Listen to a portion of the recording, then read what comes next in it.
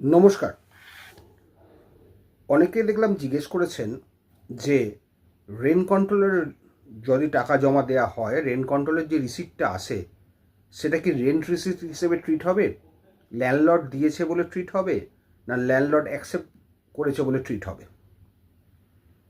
প্রথমেই আপনাকে বলে দিই, রেন্ট কন্ট্রোলের রিসিপ্টটা, রেন্ট কন্ট্রোলে যে টাকা দিচ্ছেন সেটা তার রিসিপ্ট, সেটা ল্যান্ডলর্ড কখনোই অ্যাকনলেজ করে না, বা সেটাকে ল্যান্ডলর্ডের রিসিপ্টও বলা যায় না, সেটাকে রেন্ট রিসিপ্টও বলা যায় না। এই কনফিউশনগুলো অনেকের মধ্যেই আছে। রেন্ট রিসিপ্ট আর rent control receipt. Rent control receipt হচ্ছে আপনি ল্যান্ডলর্ডের নামে টাকাটা জমা করেছেন, বোনাফাইড কি রং ডিপোজিট সেটা কোর্টে বিচার হবে। আপনি টাকাটা জমা করে দিলেন, আপনার ডিউটি শেষ। যে রিসিপ্টটা রেন্ট কন্ট্রোলার দিল, তার মানে রেন্ট কন্ট্রোলে আপনি জমা করেছেন ল্যান্ডলর্ডের নামে, কিন্তু সেটা ল্যান্ডলর্ডের ওপর বাইন্ডিং নয়।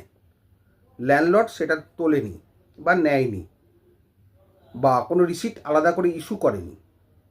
সেটা আপনি রেন্ট কন্ট্রোলে দিয়েছেন due to bona fide deposit, due to your বোনাফাইডনেস। মানে ওটা আপনার ডিফেন্স যে আমি ল্যান্ডলর্ড নেয়নি তাই আমি রেন্ট কন্ট্রোলে জমা দিয়েছি। এবার ল্যান্ডলর্ড নেয়নি কি নিয়েছে, সেটার থেকে বড় কথা আপনি ল্যান্ডলর্ডকে ঠিক সময় মানি অর্ডারটা করেছেন কি না, মানি অর্ডারটা কোন সময় রিটার্ন করেছে, আর কোন সময় আপনি রেন্ট কন্ট্রোলে জমা করেছেন। যদি দেখা যায় মানি অর্ডারটাই আপনি ঠিক সময় করেননি, টাইম পিরিয়ডের পরে করেছেন, এবং মানি অর্ডার যে ফেরত এসছে তার অনেক পরে জমা করেছেন, তাহলে সেটাকে বলা হবে ব্যাড ডিপোজিট। সেক্ষেত্রে রেন্ট কন্ট্রোলে জমা দিলেও আপনার কোনো বেনিফিট নেই।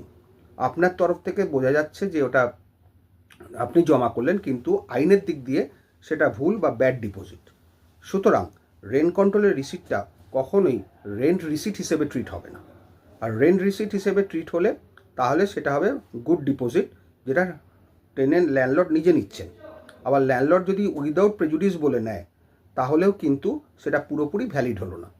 সেটা আপনার তরফ থেকে, টেনেন্টের তরফ থেকে আপনি দিয়েছেন, দ্যাটস প্রুফ, কিন্তু ল্যান্ডলর্ড সেটাকে অ্যাকসেপ্ট করলো বাট উইদাউট প্রেজুডিস। মানে তার যদি কিছু বলার থাকে, ল্যান্ডলর্ড সেক্ষেত্রে বলতে পারবে যখন সময় আসবে। তার মানে এই নয় যে সেটা ব্যাড ডিপোজিট হলো। সেটা ব্যাড কি গুড সেটা সবসময় কোর্টে বিচার হবে।